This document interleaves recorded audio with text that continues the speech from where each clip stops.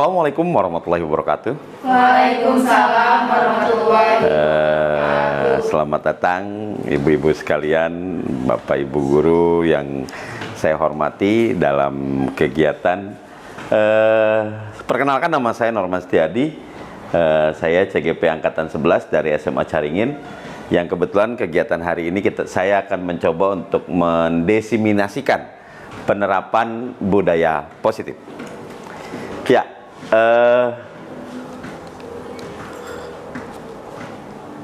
adapun dalam kegiatan ini ada beberapa materi yang ingin saya sampaikan, yaitu pertama tentang materi 1 tentang disiplin positif dan nilai kebajikan. Materi kedua adalah tentang teori motivasi, hukuman dan penghargaan. Materi ketiga tentang keyakinan kelas. Materi keempat adalah tentang kebutuhan dasar manusia dan dunia berkualitas. Lalu materi kelima yaitu tentang restitusi dan 5 posisi kontrol. Yang terakhir yaitu tentang segitiga restitusi. Next ya, bapak ibu sekalian, ini adalah sebagai sebuah pertanyaan pemantik untuk memulai kegiatan kita hari ini, di mana pertanyaan ini dijawab dengan setuju atau tidak setuju. Ya, pertanyaan pertama, hukuman dapat mendisiplinkan anak. Setuju atau tidak setuju? Tidak setuju. Tidak setuju. Lalu yang kedua, pemberian hukuman dalam hal positif seperti membaca buku, membersihkan halaman dapat meningkatkan disiplin anak. Setuju tidak setuju? Tidak setuju. Tidak setuju. Ada yang setuju? Tidak. Semua tidak setuju ya? Oke, lanjut berikutnya yaitu pemberian penghargaan dapat meningkatkan motivasi belajar anak. Setuju atau tidak setuju? Setuju. Setuju. Ada yang tidak setuju? Apresiasi ya? Apresiasi. Ibu setuju? Tidak. Tidak. Kenapa tidak setuju, Bu? Karena penghargaan itu dianggap sebagai hukuman. Penghargaan itu dianggap sebagai hukuman. Oke, ini adalah pertanyaan dasar yang memang kita akan coba bahas. Apakah memang nanti pertanyaan-pertanyaan ini dengan materi yang ada kita dapat menyelesaikan pemahaman tentang disiplin positif. Berikutnya, ini adalah materi pertama tentang disiplin positif dan nilai-nilai kebajikan. Di sini dikatakan bahwa budaya positif tersebut dapat dijalankan untuk menerapkan konsep-konsep inti seperti disiplin positif, memahami motivasi perilaku terkait manusia yang berkaitan dengan hukuman dan penghargaan. Lalu berikutnya adalah posisi kontrol seorang guru, lalu pembuatan keyakinan kelas atau sekolah, dan penerapan segitiga restitusi dalam penyelesaian masalah. Di mana materi pertama yaitu tentang disiplin positif dan nilai-nilai kebajikan. Berikutnya, ini adalah pemahaman disiplin positif, di mana disiplin positif adalah sebagai bentuk kontrol diri, yaitu belajar untuk mengontrol diri agar dapat mencapai suatu tujuan mulia. Tujuan mulia di sini mengacu pada nilai-nilai ataupun prinsip-prinsip mulia yang dianut oleh seseorang, yang itu kita namakan sebagai nilai-nilai tersebut sebagai nilai-nilai kebajikan virtuous yang universal. Nah, jadi di sini adalah bahwa disiplin positif adalah bentuk kontrol diri. Jadi kontrol diri yang memang peserta didik yang memang nanti akan bisa mengontrol dirinya, di mana tujuannya yaitu di sini untuk mengacu pada nilai-nilai ataupun prinsip-prinsip mulia, di mana nilai-nilai tersebut adalah sebuah nilai kebajikan yang bersifat universal. Berikutnya, ini adalah miskonsepsi tentang teori kontrol yang dijelaskan oleh Dr. William Glasser. Ya, yang pertama yaitu tentang ilusi guru mengontrol murid. Yang kedua, ilusi bahwa semua penguatan positif efektif dan bermartabat. Berikutnya adalah ilusi bahwa kritik dan membuat orang merasa bersalah dapat menguatkan karakter. Ilusi bahwa orang dewasa memiliki hak untuk memaksa. Jadi, hal yang tidak mungkin seorang guru mampu untuk mengontrol muridnya. Lalu, bahwa penguatan positif efektif dan bermanfaat. Jadi tidak semua penguatan positif itu akan efektif dan bermartabat. Di mana lalu berikutnya ada kritik dan membuat orang merasa bersalah dapat menguatkan karakter. Jadi penguatan karakter tidak bisa dilakukan dengan membuat dia merasa bersalah. Tapi penguatan karakter harus dilakukan dia untuk bisa memahami itu menjadi sebuah kesalahan yang dia lakukan. Berikutnya adalah bahwa orang dewasa tidak memiliki hak untuk memaksa. Jadi semua orang memiliki kebebasan untuk menentukan pilihannya masing-masing. Berikutnya, di sini disiplin positif, yaitu pertama tentang cara penerapan disiplin yang mengajarkan anak bertanggung jawab dan menumbuhkan kesadaran diri berdasarkan nilai-nilai kebajikan. Jadi, kita dalam mengajarkan anak harus menumbuhkan kesadaran dirinya berdasarkan nilai-nilai yang kebajikan ataupun nilai-nilai yang dia percayai. Jadi, kita melakukan disiplin kepada anak adalah dengan menumbuhkan tanggung jawab dan kesadaran diri terhadap nilai-nilai yang dipahami. Berikutnya adalah lebih ke arah disiplin diri yang dapat mengontrol diri dalam melakukan segala tindakan. Jadi ketika dia sudah terbentuk kesadaran diri, maka dia akan mampu untuk mengontrol dirinya. Nah, tindakan ini dilakukan berdasarkan nilai-nilai yang ada dalam dirinya. Lalu, murid dapat membuat murid memahami dan menyadari berdasarkan motivasi internal, bukan akibat paksaan, ujian, ataupun hukuman. Tadi kita lihat bahwa di sini dikatakan bahwa pemberian penghargaan dapat meningkatkan motivasi belajar anak. Ini dengan pemahaman yang kita sajikan di sini bahwa kesadaran diri ataupun disiplin positif ini harus berdasarkan dari internal, bukan dari paksaan, ujian, ataupun penghargaan, ataupun hukuman. Jadi, murid harus dapat menyadari secara internal dirinya sendiri agar dia dapat memahami bahwa yang dilakukannya adalah sesuatu hal yang benar, bukan karena paksaan, ujian, ataupun hukuman. Itulah bagaimana penerapan disiplin positif, dimulai dari bagaimana menumbuhkan kesadaran diri, lalu setelah dia sadar dia akan mampu untuk mengontrol dirinya. Lalu berikutnya, kesadaran dan kontrol diri itu harus berdasarkan dari internal diri murid tersebut, bukan dari kondisi eksternal yang ada dalam lingkungannya.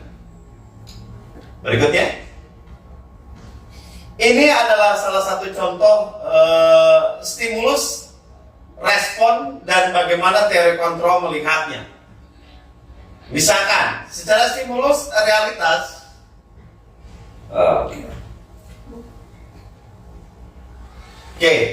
secara stimulus,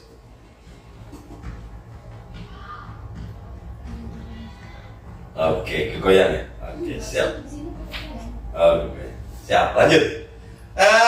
Di sini stimulus dan respon, realitas ataupun kebutuhan kita yang sama. Menurut teori kontrol, jadi menurut stimulus dan respon, secara realitas kebutuhan kita itu sama. Sedangkan menurut teori kontrol, realitas atau kebutuhan kita itu berbeda. Lalu berikutnya, semua orang dapat melihat hal yang sama. Dalam teori kontrol dikatakan bahwa setiap orang memiliki gambaran yang berbeda. Lalu kita mencoba untuk mengubah agar berpandangan sama dengan kita. Kita berusaha untuk memahami pandangan orang lain tentang dunia. Jadi kita di sini mencoba untuk memahami pandangan orang lain tentang dunia ini ataupun tentang aktivitas yang berjalan. Perilaku buruk dilihat sebagai suatu kesalahan. Semua perilaku memiliki tujuan yang memang ingin dicapai. Lalu berikutnya, orang lain bisa mengontrol saya, hanya Anda yang bisa mengontrol diri Anda. Saya bisa mengontrol orang lain, Anda tidak bisa mengontrol orang lain. Pemaksaan Anda pada saat bujukan gagal, kolaborasi dan konsensus menciptakan pilihan baru. Model berpikir menang atau kalah, model berpikir menang. Nah, dari pemahaman ini, ada yang tidak dipahami? Ataupun ada yang ingin ditanyakan? Ini stimulusnya, ini teori kontrolnya.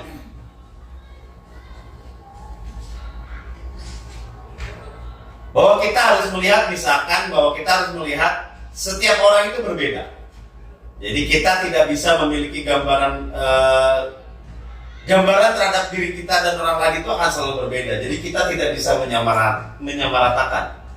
Kita berusaha memahami pandangan orang lain tentang dunia, semua perilaku memiliki tujuan. Jadi baik dia perilaku buruk ataupun tidak, itu akan memiliki tujuan kenapa dia melakukan hal itu. Yang berikutnya adalah bahwa kita hanya bisa mengontrol diri kita sendiri. Kita tidak dapat mengontrol orang lain dan kita tidak bisa memaksakan pemahaman kita kepada orang lain. Lalu kolaborasi dan konsensus menciptakan pilihan-pilihan baru. Jadi dengan kita melakukan kolaborasi dan konsensus dapat menciptakan pemikiran baru. Yang terakhir adalah mode berpikir menang-menang. Oke, berikutnya. Nilai kebajikan universal. Nilai kebajikan universal adalah nilai-nilai kebajikan yang adalah sifatnya positif. Manusia yang merupakan sifat-sifat positif manusia yang merupakan tujuan mulia yang ingin dicapai oleh setiap individu. Jadi nilai kebijakan universal adalah sifat positif manusia yang merupakan tujuan yang ingin dicapai oleh setiap individu. Jadi ini bersifat kebutuhan dasar. Ya, ini bersifat kebutuhan dasar dan memang setiap individu ingin mencapai tujuan tersebut. Ya, demikian untuk materi pertama ini tentang teori kontrol dan tentang disiplin positif dan nilai-nilai kebajikan. Tadi dengan diakhiri pemahaman bahwa nilai universal adalah sesuatu yang bersifat positif pada setiap manusia yang dimana tujuannya yang ingin dicapai oleh setiap individu. Materi kedua tentang teori motivasi, hukuman dan penghargaan. Ini tiga hal bagaimana motivasi perilaku manusia. Pertama, untuk menghindari ketidaknyamanan atau hukuman. Yang kedua, untuk mendapatkan imbalan dan penghargaan dari orang lain. Yang ketiga, untuk menjadi orang yang mereka inginkan dan menghargai diri sendiri dengan nilai-nilai yang mereka percaya.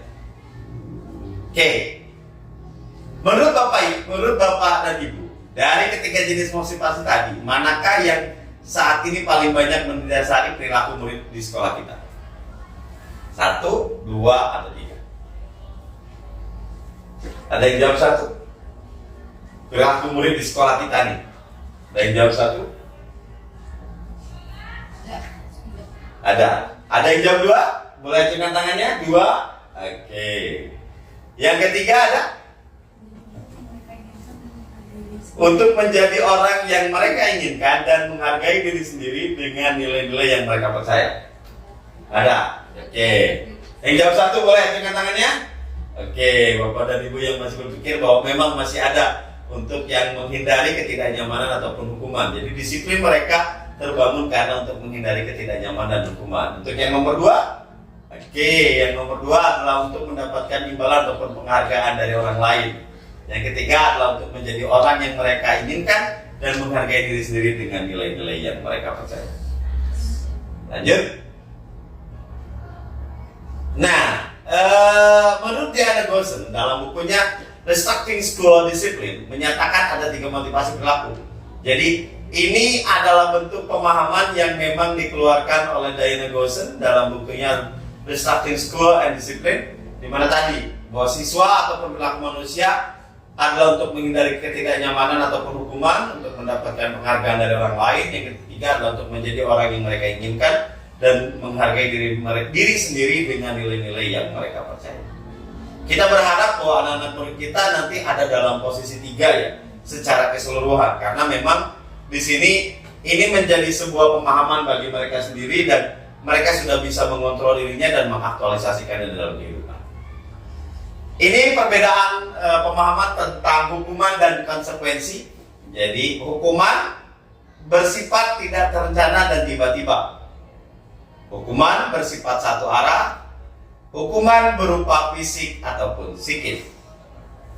Konsekuensinya, kalau konsekuensi sesuatu yang sudah terencana, sudah disepakati, diberikan berdasarkan suatu data yang umumnya dapat diukur, murid tetap dibuat tidak nyaman untuk jangka waktu yang pendek, guru memonitor muridnya. Jadi ini perbedaan antara hukuman dengan konsekuensi. Tadi di sini dikatakan hukuman dan penghargaan. Jadi hukuman ataupun imbalan, kita katakan bahwa hukuman dengan konsekuensi. Jadi hukuman dia bersifat tidak terencana dan tiba-tiba, kalau ini yang memang bersifat terencana dan sudah disepakati antara kita dengan murid kita. Lanjut. Ini motivasi perilaku, di mana nanti kalau hukuman sesuatu yang menyakitkan, menyakitkan harus terjadi. Kalau konsekuensi sesuatu hal yang terjadi. Nanti dalam pemahaman berikutnya restitusi merupakan pilihan. Jadi antara hukuman, konsekuensi dan restitusi. Hukuman adalah nanti akan membangun identitas yang gagal pada peserta didik, sedangkan identitas yang sukses terbangun dari pertama adanya disiplin. Di mana disiplin itu dimulai dari dia memahami konsekuensi dan dia memahami bagaimana restitusi itu berjalan. Tadi hukuman sesuatu yang dapat menyakitkan yang harus terjadi, tidak nyaman untuk murid ataupun anak untuk jangka waktu yang panjang, korban mendapatkan keadilan, murid atau anak akan tersakiti. Jadi ketika berbicara hukuman akan ada yang tersakiti. Jadi secara psikis maupun secara non psikis, gitu. Secara fisik maupun secara psikis hukuman itu akan menyakiti. Tapi ketika berbicara disiplin dengan konsekuensi adalah sesuatu yang harus terjadi. Tidak nyaman untuk murid ataupun anak untuk jangka waktu yang pendek, sama ya. Lalu korban bisa diabaikan. Jadi ketika konsekuensi itu berfokus pada pelaku, jadi korban kadang bisa diabaikan. Lalu berikutnya adalah murid ataupun anak dibuat tidak nyaman. Jadi kalau di sini tersakiti, di sini mulai dikurangi menjadi tidak nyaman. Sedangkan pada restitusi sebagai nilai akhirnya, restitusi merupakan pilihan. Jadi ketika kita menjalankan sesuatu, kita mengarahkan anak untuk menentukan pilihannya, di mana nanti ujungnya akan menguatkan untuk murid ataupun anak dalam jangka waktu yang panjang. Jadi kalau ini tidak nyaman dalam waktu yang panjang, kalau ini mulai dalam waktu yang pendek, kalau ini memuatkan untuk murid ataupun anak dalam jangka waktu panjang. Korban dapat diganti. Dimaksud korban dapat diganti ini adalah dia harus bisa memberikan sebuah perbaikan terhadap kondisi yang ada. Lalu berikutnya murid ataupun anak mendapatkan penguatan. Ini berikutnya untuk hukuman berperilaku pasif ataupun agresif meningkat, sistem tidak dapat berjalan bila murid tidak takut. Jadi harus dibangun ketakutannya. Kalau tidak takut, ya hukuman ini tidak akan berjalan. Jadi ketika misalkan anak tidak merasa takut, bahkan dia akan melawan yang memberikan hukumannya. Berlaku hanya pada sebuah institusi ataupun tidak berlanjut dalam kehidupan nyata. Jadi kepatuhan terbangun pada institusinya. Setelah lepas dari institusi itu, dia akan kembali ke dalam kesadaran dirinya ataupun nilai-nilai kebajikan yang ada dalam dirinya. Lalu peraturan adalah dengan kata-kata peraturannya adalah titik-titik, kamu harus titik-titik. Jadi peraturannya seperti ini, peraturannya tidak boleh terlambat, kamu harus datang tepat waktu. Murid akan membenci peraturan. Jadi kita akan menemukan nanti tulisan-tulisan di kamar mandi yang memang menjadi sebuah bentuk penolakan gitu ketika hukuman itu dijalankan. Ya di sudut-sudut sekolah yang memang nanti bentuknya hujatan atau penumpatan kita akan melihat itu. Tapi ketika konsekuensi, penguatan hanya bertahan dalam jangka waktu yang pendek. Jadi konsekuensi tadi kesepakatan dihukum dia akan bertahan, iya, tapi dalam waktu yang pendek. Memerlukan monitoring dan supervisi terus-menerus dari guru. Jadi kita harus terus memantaunya.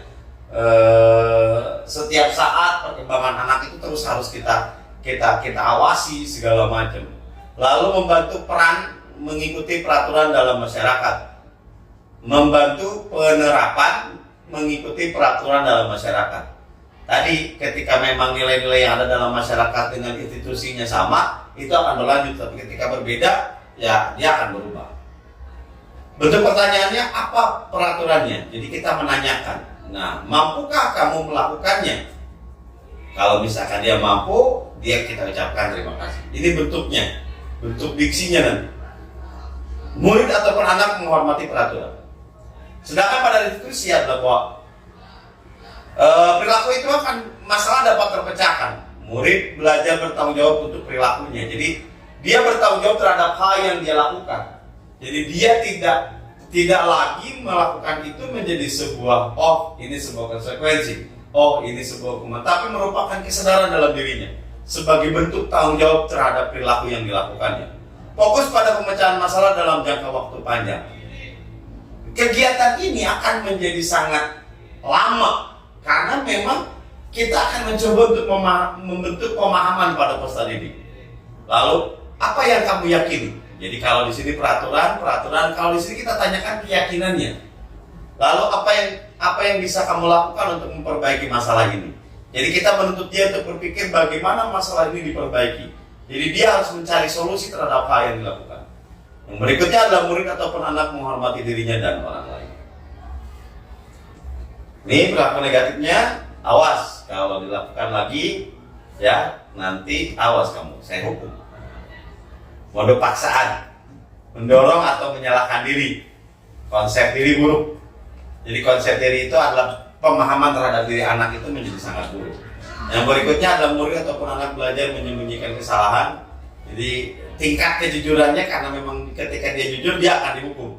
Jadi dia akan berusaha untuk menyembunyikan kesalahannya. Mencoba mengontrol anak dengan penguatan negatif ataupun membayar imbas kesalahan. Netralnya, ini negatif, netral positif, lakukan apa yang saya katakan. Stimulus respon, mendorong kepatuhan, konsep diri baik, murid ataupun anak belajar taat peraturan, mencoba mengontrol anak dengan penguatan positif. Hal positifnya adalah apakah hal yang sesungguhnya ingin kamu lakukan. Teori kontrol, jadi bagaimana menjalankan itu adalah teori kontrol. Kalau tadi kan kita berbicara stimulus dan respon, kalau ini teori kontrol. Ketiganya adalah mendorong disiplin positif, konsep diri kuat. Anak, murid dan anak belajar memecahkan masalah, anak paham bahwa dirinya sendiri yang pegang kendali ataupun pegang kontrol. Ini berikutnya di sini kita lihat yang positifnya, murid ataupun anak tidak kehilangan waktu namun bersemangat untuk memperbaiki diri. Jadi dampaknya bahwa murid tidak akan kehilangan waktu namun bersemangat untuk memperbaiki diri. Kalau di sini marah, ya kita bisa temui ketika misalkan seorang murid memukul gurunya, yaitu bentuk kemarahan, merasa bersalah, rendah diri dan mengasingkan diri. Yang berikutnya adalah berupa undangan untuk mengadakan institusi dibuat oleh murid dan anak, menguatkan guru, menyebutkan keyakinan kelas, memimpin kerangka acuan, berpikir institusi pada murid dan anak. Ini adalah salah satu disadur dari Diane Johnson, Restitution, Restructuring the School of Discipline tahun 1998. Oke. Ini pada motivasi internal, jadi ini pada motivasi eksternal. Jadi yang ini yang dua adalah untuk menghindari ataupun ketidaknyamanan hukuman, untuk mendapatkan imbalan dan penghargaan dari orang lain. Itu bersifat eksternal, untuk menjadi orang yang mereka inginkan dan menghargai diri sendiri dengan nilai-nilai yang mereka percaya. Itu adalah motivasi internal. Ya, motivasi internal. Bagaimana caranya dan menghindari hukuman dan pemberian penghargaan lebih agar meminimalisir motivasi eksternal dalam murid. Jadi motivasi internalnya ini adalah yang dua, ini adalah motivasi eksternal. Oke, kita coba lihat bentuk pemahamannya. Mencatat serat essay. Mencatat 100 kali di dalam buku atau kalimat. Saya tidak akan terlambat lagi karena tidak akan terlambat lagi. Jadi dia ditulis ini karena terlambat sekolah sebanyak 100 kali. Konsekuensi atau hukuman? Hukuman. Konsekuensi. Jadi dia mencatat 100 konsekuensi. Ya. Sama. Tambah. Jadi tulis. Gitu. Berikutnya. Lari mengelilingi lapangan basket 2 kali karena terlambat hadir sekolah. Hukuman. Oke. Hukuman. Berikutnya, membersihkan coretan yang dibuat di meja tulis. Konsekuensi. Berikutnya, murid diminta untuk push up 15 kali karena tidak menggunakan masker ke sekolah. Hukuman atau konsekuensi? Hukuman. Kita lihat. Hukuman. Oke. Kita akan berbicara tentang materi ketiga, yaitu tentang keyakinan kelas. Di mana pada keyakinan kelas ataupun sekolah, guru berperan dalam mewujudkan terbentuknya keyakinan kelas atau sekolah dengan adanya kesepakatan antara murid dan guru. Lalu keyakinan sekolah berupa pernyataan universal yang mudah diingat, dipahami, dan harus diterapkan dalam lingkungan sekolah. Keyakinan kelas sebaiknya sesuatu yang dapat diterapkan di lingkungan tersebut. Lalu berikutnya, semua warga kelas hendaknya ikut berkontribusi dalam pembuatan keyakinan kelas lewat kegiatan curah pendapat. Lalu bersedia meninjau kembali keyakinan kelas dari waktu ke waktu. Jadi yang pertama adalah bersifat abstrak, lalu pernyataan yang bersifat universal. Berikutnya dibentuk dalam bentuk hal yang positif. Lalu ini tidak terlalu banyak ataupun sedikit keyakinan kelas itu sehingga bisa dipahami dan diingat oleh peserta didik. Lalu keyakinan kelas sebaiknya sesuatu yang dapat diterapkan dalam lingkungan. Jadi ketika memang di lingkungan itu tidak membutuhkan keyakinan itu, alangkah baiknya dihilangkan saja. Jadi keyakinan kelas ataupun keyakinan sekolah sesuatu yang dapat diterapkan di lingkungan sekolah. Lalu setiap semua warga kelas hendaknya ikut berkontribusi dalam pembuatan keyakinan kelas lewat kegiatan curah pendapat. Kenapa ini harus dilakukan? Karena memang diharapkan semua warga sekolah ataupun semua warga kelas itu berkontribusi. Jadi biar ini menjadi sebuah keyakinan yang ada di dalam diri mereka. Lalu berikutnya adalah bersedia meninjau kembali keyakinan kelas dari waktu ke waktu. Jadi keyakinan kelas ini bisa berubah terus menerus sesuai dengan kebutuhan dan kondisi yang ada. Ini peraturan, sesuatu dikembalikan, selalu dikembalikan buku ke tempatnya, dilarang mengganggu orang lain, hindari di sekolah, hadir di sekolah 15 menit sebelum pembelajaran dimulai, dilarang melakukan kekerasan, dilarang menggunakan narkoba, bergantian atau menunggu giliran, gunakan masker, jangan berlari dari kelas ataupun di kelas ataupun koridor. Ini bentuk peraturan. Sedangkan bentuk keyakinan kelas, dia yang pertama, keyakinan kelas yang bisa dilihat dari pernyataan ini adalah tentang tanggung jawab. Ini harus menghormati orang lain. Dia menghormati orang lain dan berkomitmen untuk datang 15 menit sebelum pelajaran dimulai. Keselamatan dan menghormati orang lain. Kesehatan, karena dia menggunakan narkoba. Menghormati orang lain. Bersabar. Kesehatan, keselamatan, dan keamanan. Nah, berikutnya adalah materi keempat tentang kebutuhan dasar manusia dan dunia berkualitas.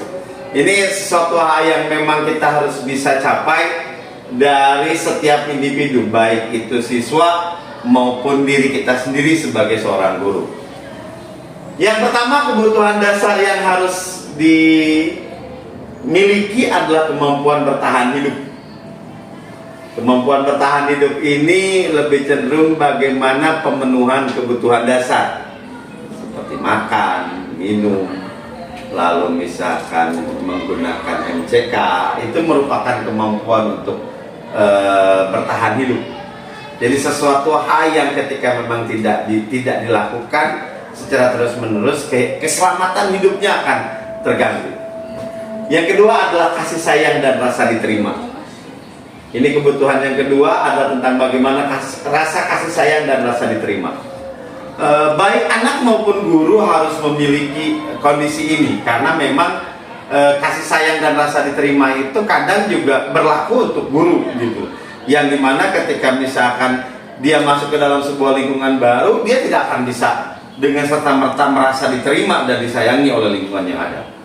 Lalu berikutnya adalah kebebasan. Kebebasan di sini adalah bagaimana setiap murid ataupun setiap stakeholder sekolah itu memiliki kebebasan untuk mengekspresikan ataupun mewujudkan keinginannya. Cuman kebebasan ini juga harus menjadi sesuatu hal yang positif berdasarkan nilai-nilai kebajikan yang ada. Jadi tidak bisa semena-mena dan sesuai dengan hal yang memang diinginkannya. Berikutnya adalah tentang kesenangan. Kesenangan yaitu tentang bagaimana merasa senang dan merasa nyaman dalam kondisi yang ada. Yang terakhir adalah tentang penguasaan. Ini adalah 5 dasar kebutuhan manusia yang memang harus dipenuhi oleh setiap individu yang ada di sekolah. Di mana kebutuhan dasar manusia menurut Dr. William Glasser, guru perlu menuntun murid untuk memenuhi kebutuhan dasar murid. Seluruh tindakan manusia memiliki tujuan tertentu. Jika semua kebutuhan dasar terpenuhi, maka peserta didik akan tumbuh dengan seimbang dan bahagia. Perilaku buruk adalah respon dari kebutuhan yang tidak terpenuhi. namun mereka tidak tahu cara untuk menyampaikannya. Yang pertama adalah survival, kebutuhan fisiologis seperti makan, rasa aman, kesehatan, dan rumah. Love ataupun keinginan untuk terhubung atau diterima dengan orang lain, baik teman, keluarga, ataupun kelompoknya. Kebebasan adalah keinginan untuk membuat pilihan dan bertanggung jawab terhadap pilihannya. Jadi kebebasan dalam menentukan pilihan dan bertanggung jawab terhadap pilihannya. Jadi jangan bebas memilih tapi tidak mau bertanggung jawab, itu sesuatu hal yang salah. Kesenangan adalah melakukan kegiatan yang disenangi. Penguasaan adalah keinginan untuk merasa kompeten, terampil dan diakui, didengarkan dan membuat dampak ataupun pengaruh. Jadi contoh kasus pada diseminasi ini adalah kemampuan bagaimana komponen ini terpenuhi. Komponen tentang terampil, diakui, didengarkan dan membuat dampak ataupun pengaruh. Kebutuhan dasar yang terpenuhi dapat berakibat pada perilaku buruk pada murid.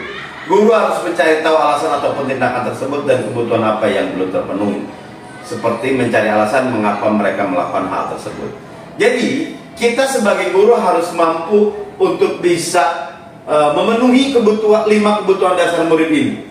Karena kita dianggap sebagai seseorang yang profesional, maka kita dianggap bahwa kita harus mampu untuk memenuhi ini. Ya. Materi kelima yaitu tentang restitusi dan posisi kontrol.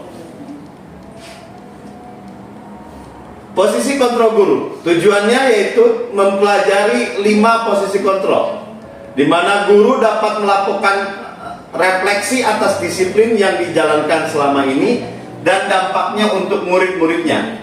Guru dapat menerapkan disiplin atau restitusi di posisi manajer, minimal pemantauan agar dapat menghasilkan murid yang bertanggung jawab, mandiri dan merdeka.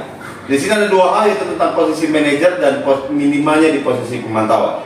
Jadi kita akan lihat nanti bagaimana posisi guru seharusnya.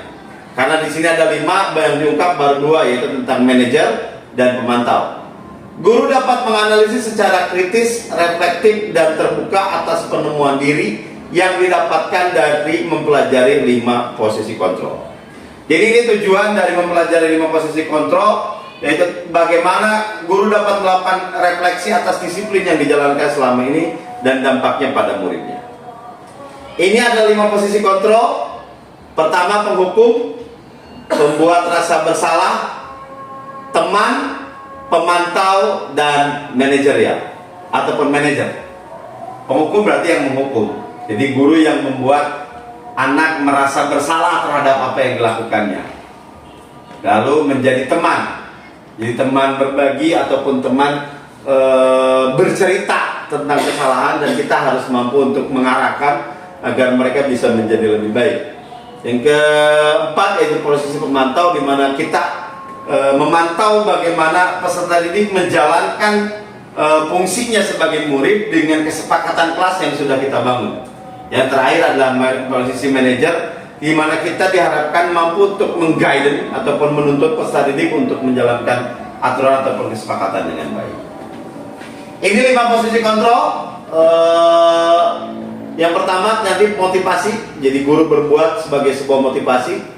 Lalu identitas yang gagal, jadi menghindari hukuman. Tadi penghukum, pembuat rasa bersalah, dia di dalam identitas gagal. Identitas berhasil ataupun sukses, kontrol dari luar, itu sebagai teman dan pemantau. Identitas berhasil atau sukses, kontrol diri. Jadi kalau ini kontrol dari luar, kalau ini kontrol dari diri. Dimana nanti menghindari hukuman, menghindari imbalan ataupun ketergantungan pada orang lain, menghargai diri sendiri.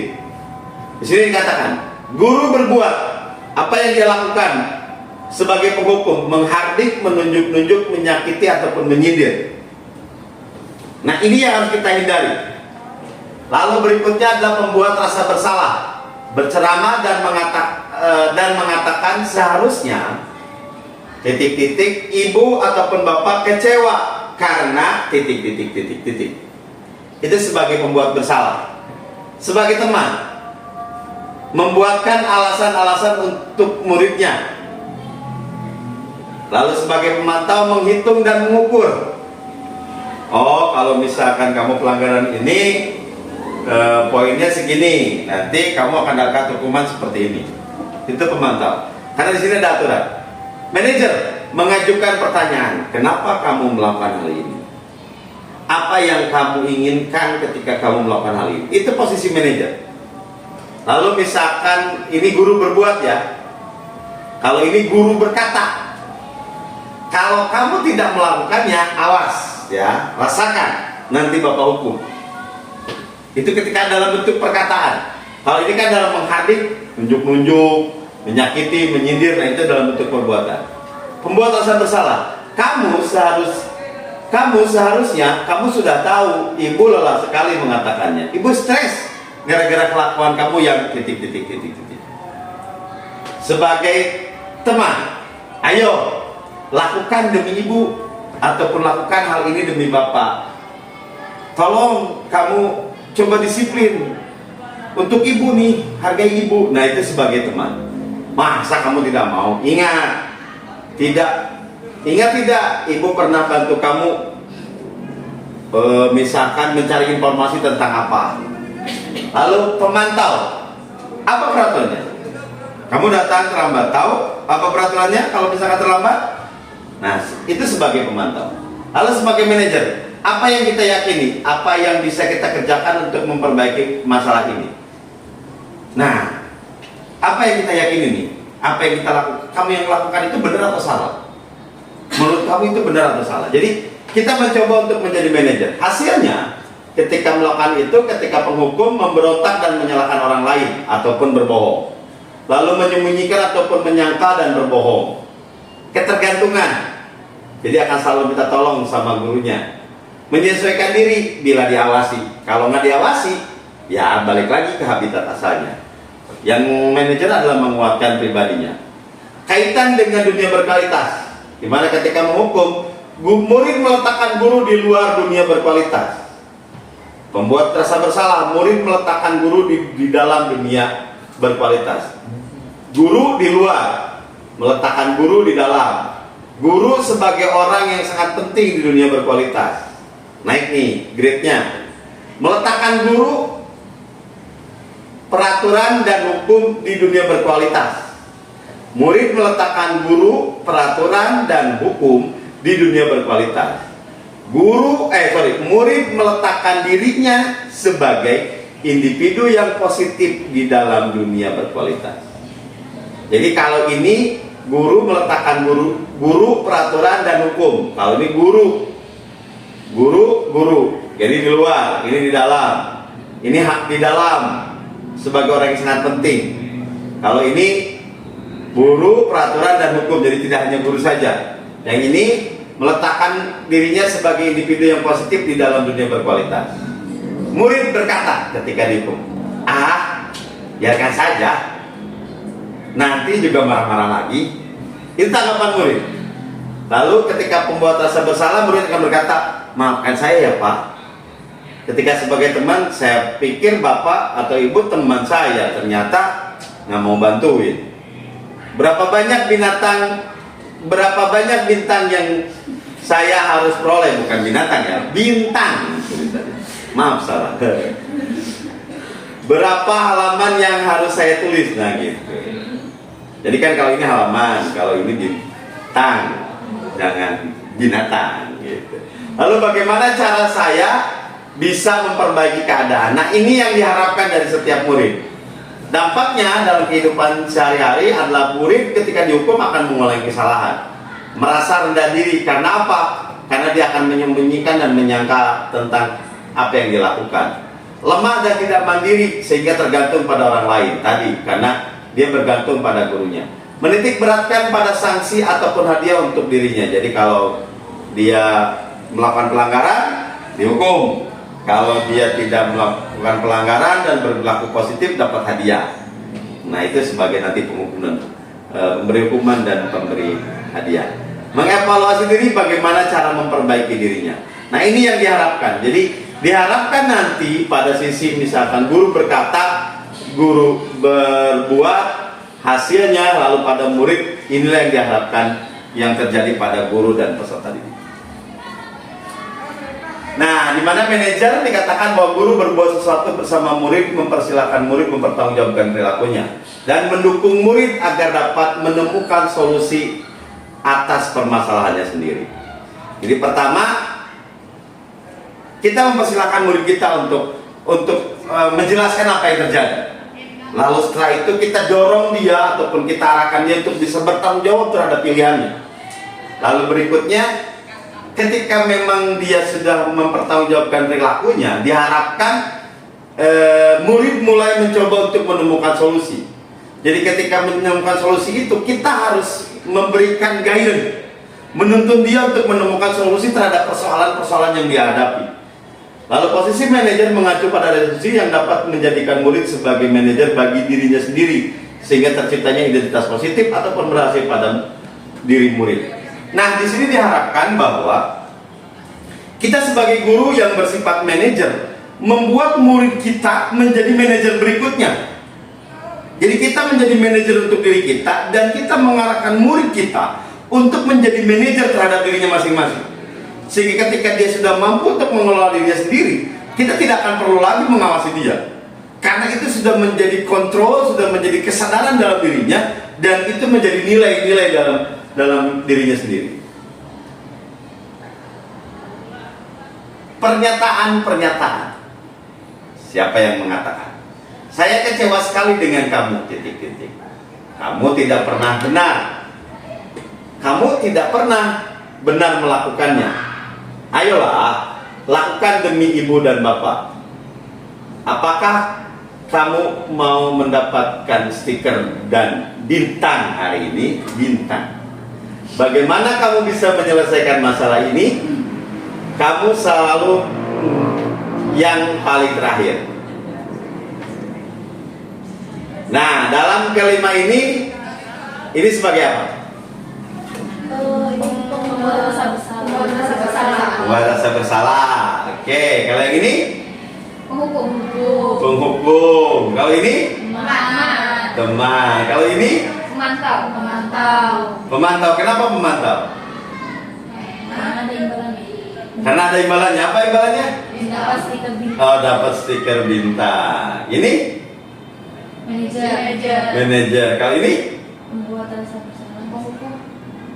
Kamu selalu panjang terakhir. kita lihat penghukum. Jadi yang pertama adalah ini sebuah pernyataan yang menjadi pemuat orang merasa bersalah. Ini sebagai penghukum, ini sebagai teman, ini sebagai pemantau, ini sebagai manajer, dan ini sebagai penghukum. Luar biasa.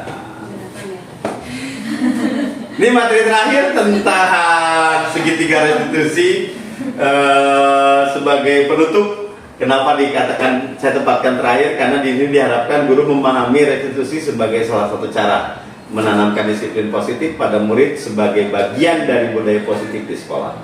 Guru dapat menerapkan restitusi dalam membimbing murid berdisiplin positif agar menjadi murid merdeka. Guru dapat menganalisis dengan sikap reflektif dan kritis penerapan disiplin positif di lingkungannya. Restitusi adalah sebuah pendekatan untuk menciptakan disiplin positif. Jadi restitusi adalah sebuah pendekatan untuk menciptakan disiplin positif. Pertama, bukan untuk menebus kesalahan, lalu memperbaiki hubungan. Tawaran bukan paksaan. Jadi restitusi harus berbentuk tawaran, bukan paksaan. Restitusi itu harus bukan untuk menebus kesalahan. Jadi ketika kita melakukan, saya lakukan itu, tidak, tapi harus menjadi sebuah menuntun untuk melihat ke dalam diri. Jadi sebagai sebuah tuntunan. Lalu fokus pada solusi. Jadi bukan fokus pada masalahnya, tapi bagaimana solusinya. Lalu mencari hubungan dasar yang mendasari tindakan. Jadi kenapa mereka melakukan itu? Ya tadi, kita harus mencari tahu kebutuhan dasar apa yang memang belum terpenuhi dari 5 dasar kebutuhan tadi. Lalu restitusi diri adalah cara yang paling baik. Fokus pada karakter bukan pada tindakan. Jadi pembangunan karakter dan memahamkan karakternya. Restitusi berfungsi untuk menguatkan, mengembalikan murid yang merasa bersalah pada kelompoknya. Jadi dia tidak boleh merasa bersalah dalam kelompoknya sendiri. Dia harus menjadi sebuah individu yang kuat dan memang dia berani untuk bertanggung jawab terhadap pilihannya. Sehingga bukan lagi sesuatu orang yang saya. Jadi kenapa persoalan misalkan salah satunya adalah labeling. Jadi ketika seseorang misalkan masuk setelah seseorang di penjara keluar, dia akan tetap merasa menjadi orang yang bersalah dalam kelompok tersebut, sehingga ujungnya ya dia akan merasa dihakimi oleh lingkungannya, padahal lingkungannya tidak melakukan hal itu. Tetapi ketika kita bangun menjadi sesuatu hal yang tidak merasa bersalah, dan dia mampu secara confident, oh iya, itu pilihan saya yang salah kemarin, tapi saya akan perbaiki itu. Jadi fokusnya adalah pada solusinya, jadi bukan fokus pada kesalahannya. Ini adalah segitiga restitusi. Yang pertama adalah memvalidasi tindakan yang salah, lalu menanyakan keyakinannya, lalu menstabilkan identitas dan balik lagi. Terus seperti itu hingga menjadi sebuah nilai dalam diri peserta didik tersebut.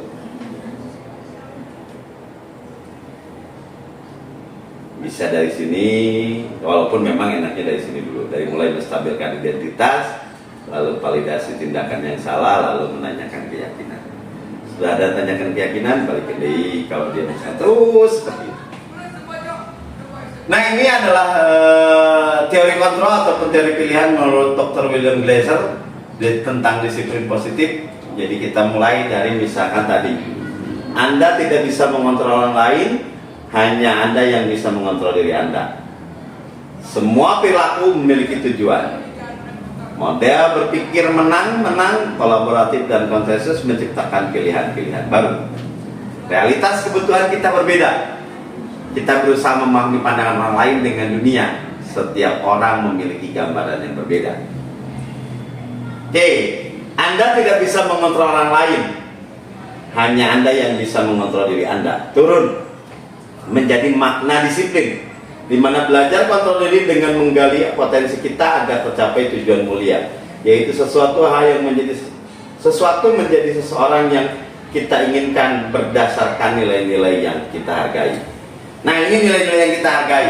Nilai-nilai harga yang kita hargai itu bisa bersifat, nilai itu nanti bisa bersifat dari motivasi ekstrinsik ataupun motivasi intrinsik, di mana teori motivasi mengatakan untuk menghindari hukuman, untuk mendapatkan imbalan. Jadi ketika orang melakukan sesuatu, dia akan berusaha untuk mendapatkan ini. Nah, ketika setelah menghargai diri sendiri sebagai motivasi intrinsik, terbentuklah nilai ini. Lalu dari nilai ini terbentuklah nilai-nilai kebajikan universal. Setelah itu kita harapkan itu menjadi sebuah keyakinan kelas. Jadi keyakinan kelas itu harus menghindari hukuman dan untuk mendapatkan imbalan. Tetapi dalam keyakinan kelas itu harus untuk menghargai dirinya sendiri. Nah, ketika mereka melakukan kesalahan, kita harus memiliki 5 posisi kontrol sebagai seorang guru, di mana model berpikir menang-menang, kolaboratif dan konsensus menciptakan pilihan baru. Kolaborasi dan konsensus ini, kolaborasi antara siapa dengan siapa, konsensus siapa dengan siapa, konsensus antara kita dengan murid kita, di mana dalam melakukan kolaborasi kita tidak boleh menjadi seorang penghukum dan pembuat rasa bersalah. Kita harus menjadi seorang manajer. Kita tidak boleh menjadi teman ataupun pemantau. Yang kita harus lakukan menjadi seorang manajer, di mana untuk menjadi seorang manajer itu kita harus melakukan segitiga restitusi ini. Dimulai dengan menstabilkan identitas, validasi kebutuhan, yang ketiga adalah menanyakan keyakinan. Dari hal ini ketika kita menjadi seorang manajer, untuk bisa mengerti hal ini, kita harus menguasai tentang kebutuhan dasar manusia. Jadi penguasaan, kasih sayang dan rasa diterima, kesenangan dan kebebasan. Jadi kebebasan itu didasarkan pada keyakinan yang mereka miliki, sehingga menjadi sebuah keyakinan kelas, di mana keyakinan kelas harus terbangun dari kebijakan, dari nilai-nilai kebajikan universal. Ini ada dalam motif ekstrinsik dan intrinsik dari setiap peserta didik. Jadi motivasi ekstrinsik dan intrinsik ini dalam peserta didik harus menciptakan ini dan terbangunlah keyakinan kelas. Seperti itu. Terima kasih ibu-ibu sekalian yang telah mengikuti kegiatan diseminasi peranan disiplin positif dari saya. Saya ucapkan terima kasih. Assalamualaikum warahmatullahi wabarakatuh. Waalaikumsalam.